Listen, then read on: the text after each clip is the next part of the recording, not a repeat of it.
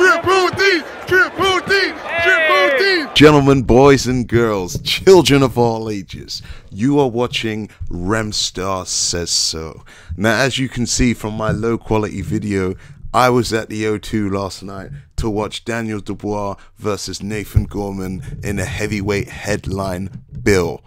Now, this was a fight that did not fail to deliver, unlike the rest of the show. Nathan Gorman going into this fight was being touted as the boxer, the slipper, the slider, the Tyson Fury Mark II. And people were saying that Daniel Dubois was nothing more than a one-trick pony who was going to be looking for the right hand all night, and he was going to get outboxed and outclassed by Nathan Gorman. What I can tell you, ladies and gentlemen, absolute rubbish. Now you've got little yes men like Boxing with Ade and some of these other channels that were like, I'm gonna go with Nathan Gorman. I think that Nathan Gorman's gonna outclass it. Bullshit. If you know my channel and you've been riding with me from day one, you know I picked Daniel Dubois to spark him out because I knew Daniel Dubois was gonna spark him out. All I can say is Nathan Gorman is nothing more than a Poundland Huey Fury. He's not even Tyson Fury. He's a Poundland Huey Fury. Nathan Gorman in the build-up, in the BT Sports version of The Gloves Are Off, I knew he was going to lose. Go back and watch the video. Nathan Gorman said, in my opinion, the British title is the most prestigious belt in all of boxing.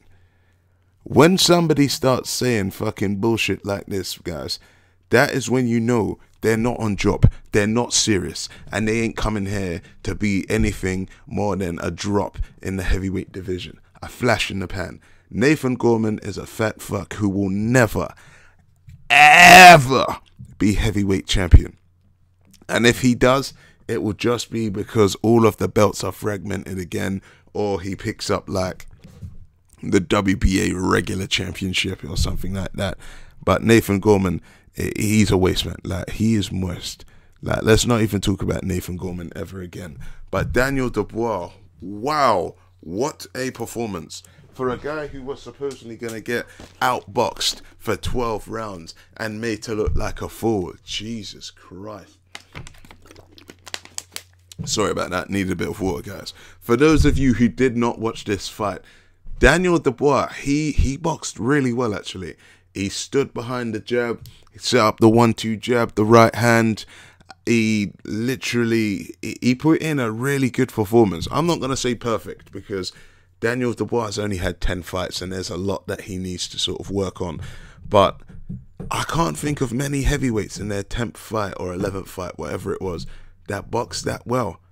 Now, if you think about it, I hate to bring up and make a comparison, but AJ versus Dillian Whyte was for the British title, and I think that was AJ's 15th fight. And AJ, like, Dillian Whyte gave him a few problems in that fight, especially I think it was the second round, or was it the 7th? No, it was the second round. And Dillian Whyte, he went into that fight with a shoulder injury, and if Dillian Whyte was fully fit, who knows what could have happened. Whereas Daniel Dubois, he didn't look like he was in any trouble at any given point. I think the toughest and closest round in that fight was, I believe, the first round, and that was, I think I scored that round to Daniel Dubois, but you know, it wasn't by a landslide, 55-45, 60-40 at best. There was a lot of back and forth, but Daniel Dubois, he literally just opposed his will on Nathan Gorman. He walked him down, he you know, he sort of pushed him, he bullied him around the ring. You know, every time Nathan Gorman tried to load up, Daniel Dubois would just like knock his hands out the way, and he was just hitting him with some mean intention lefts and rights. And Nathan Gorman, for the first, I don't know, 2-3 rounds, he was trying to pretend like what Dubois was hitting him with wasn't hurting him, but any Tom, Dick or Harry could see that Nathan Gorman, he was in a world of pain. And Daniel Dubois, he was just loading up with some beautiful combinations. Like the things that Daniel Dubois was doing yesterday, I didn't think he had in his locker and in his arsenal for a fighter. A lot of people, maybe I've spent too much time listening to the media trash talk Daniel Dubois, saying that he's a one-trick pony and saying that all he is just a knockout artist, because Daniel Dubois, he can fucking box, mate. Other things I liked about Daniel Dubois, he showed other parts of his arsenal that we've not seen before. He showed cat-like agility. Some of the punches that I saw him evade at the last minute, I was like, fuck my life. If you guys watch Dragon Ball Z and Dragon Ball Super, there's a move called Ultra Instinct. And Daniel Dubois, I think he tapped into some of that, guys.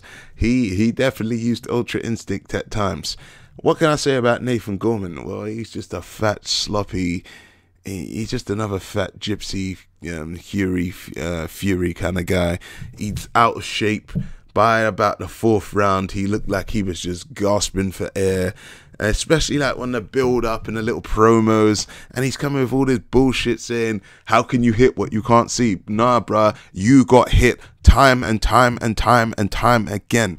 Like, the only thing that Nathan Gorman did is when it was sort of sink or swim and his back was against the wall, he bit down on the gum shield and he threw a few looping left-hand hooks that literally Deontay Wilder would be proud of. When Deontay Wilder starts that bomb squad and starts swinging from the ceilings, Nathan Gorman was swinging the left hand, and a couple of times he hit Daniel Dubois, and Dubois definitely had to sort of ease up off the gas a little bit and sort of show Nathan Gorman a bit of respect, because this is heavyweight boxing, and I think that Gorman must be about 20 stones or close to it. So if a 20-stone man starts swinging his left hook, it doesn't matter who you are, you're going to feel it, and you're going to appreciate the force and the mass behind those punches. But yeah, it was a beautiful performance by Daniel Dubois. What can I say? Daniel Dubois, I think I'm starting to believe more and more that this kid can go on to do great things. No, he's not ready to go and fight AJ. No, he can't fight Wilder. No, he can't fight Fury. But there's a lot of guys that he can be fighting right now. He can really start taking out a lot of these British level fighters. Your Hughie Furies, your Dave Allens, your Dave Prices. I think he's ready to even fight Chisora. Now, there's a lot of guys out there. Maybe in about 2 or 3 fights, he could be looking at stepping up and fighting the likes of a Efe Ajagba, a Dominic Brazil, who's challenged twice for the World Championship, a Gerald Washington, a Bermain Stavern. The good thing is that there's a lot of fighters on the PBC heavyweights that are sort of, they've been knocked off 1 or 2 times before, but, Al Heyman and Frank Warren have got a good working relationship. But, yeah, Daniel Dubois, he's a baby. You know what the most frightening thing about Daniel Dubois for me is, guys? He's 21 years old and he hasn't got his man strength yet. For those of you who don't know what man strength is, that is when you get your complete power and strength as a boxer and as a fighter, and that generally doesn't come in until you're about 25, 26. If I was Frank Warren, I wouldn't be rushing to sort of push Daniel Dubois anywhere up the rankings anytime soon. All he needs to do is just continue trotting along. If I was Daniel Dubois, I'd fight another 8 bums before I even thought about fighting for any kind of world championship. He's 21 years old, guys. He's had, 10, 11 fights. He does not need to be challenging for a world title until, I don't know, 20 fights in, 25 fights in. Why? What is the rush? That is the good thing about Daniel Dubois. He is a project. And because he's got youth on his side and his man strength hasn't come in, all they can do is they can just keep sort of lining him up with fights and, stepping it up gradually, slowly but surely. I think maybe some of the negatives with Daniel Dubois is that I think the right hand was a little bit too telegraphed. You had the double jab right hand, the jab right hand, jab, jab, jab, right hand, jab, hook, right hand, that sort of thing. And I think against better opposition, maybe some of these guys might be able to see it.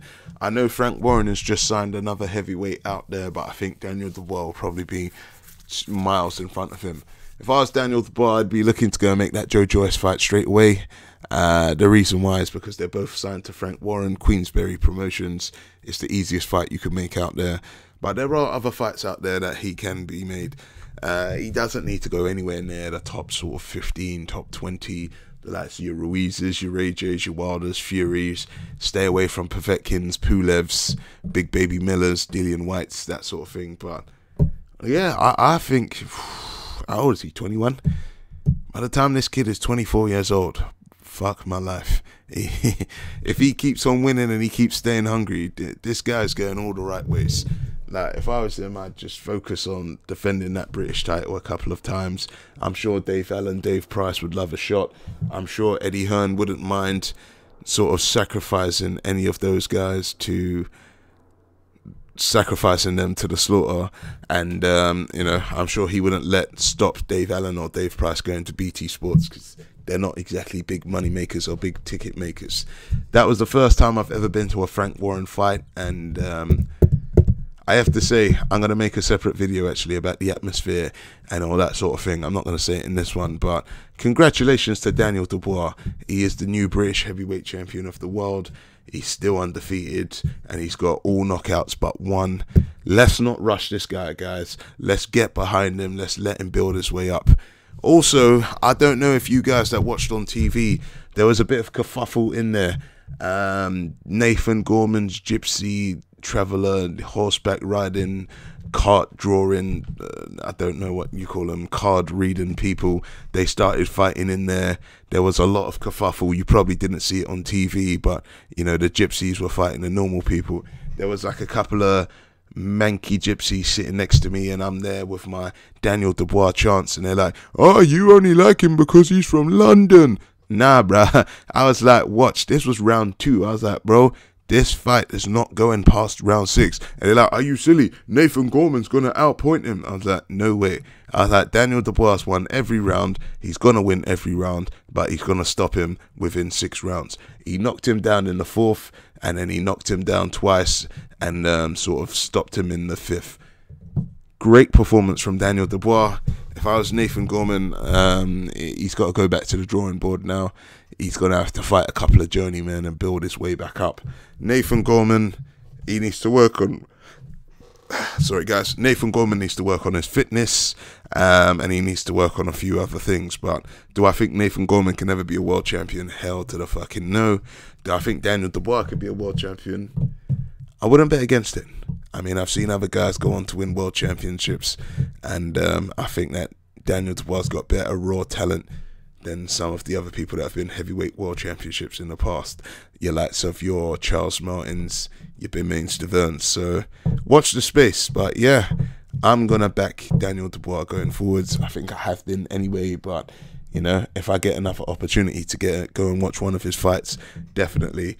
I think last night he's going to build a strong following, and he's got a bit of groupie love as well. I can't lie. If Daniel Dubois was struggling sexually before, he definitely isn't now. There was a lot of girls screaming his name last night, and yeah, as he becomes a bigger star, he's going to get to enjoy all of the perks and benefits, if you want to call it that. Anyway, guys, let me know your thoughts. What did you think of that fight? Do you think Daniel Dubois can become a world champion? Hit like, hit subscribe, press that bell icon, share this video, leave me a comment. That's the end of the show, because Remstar says so.